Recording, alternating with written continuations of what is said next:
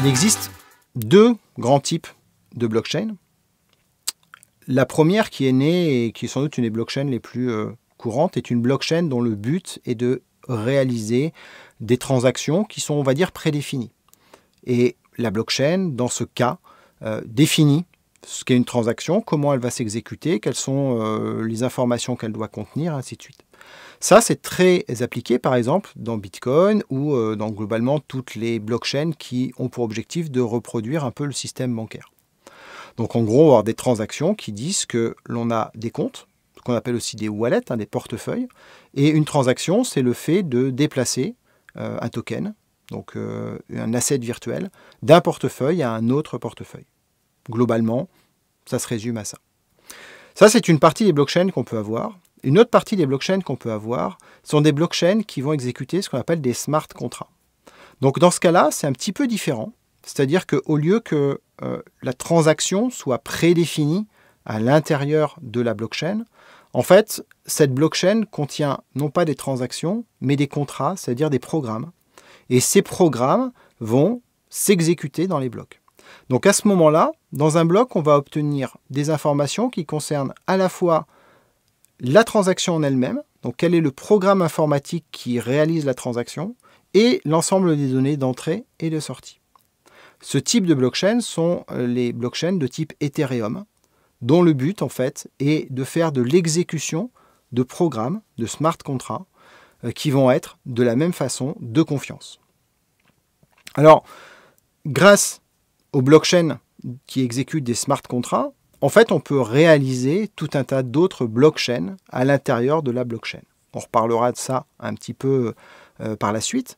Mais comprenez qu'il y a, en fait, deux grandes familles de blockchains, celles qui contiennent des transactions qui sont en dur et qui finalement exécutent des mouvements de tokens d'un portefeuille A à un portefeuille B, et celles qui contiennent des programmes qu'on appelle des smart contracts et qui, à chaque itération, exécutent ces smart contracts dans des versions qui sont identifiées avec des données d'entrée, des données de sortie qui sont sauvegardées.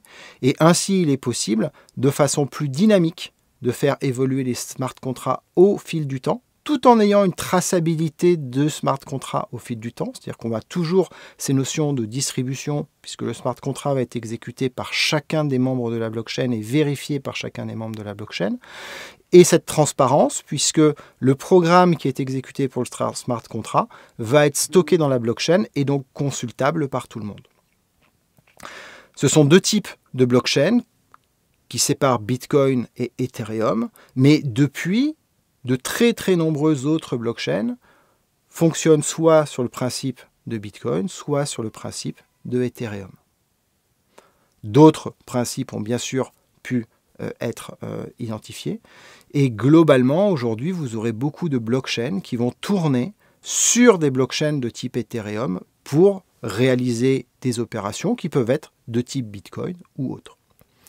Les blockchains de type Ethereum, on va en trouver un certain nombre. On va trouver Ethereum, on va trouver par exemple Solana, on va trouver d'autres blockchains qui ont pour objectif de faire tourner des smart contracts.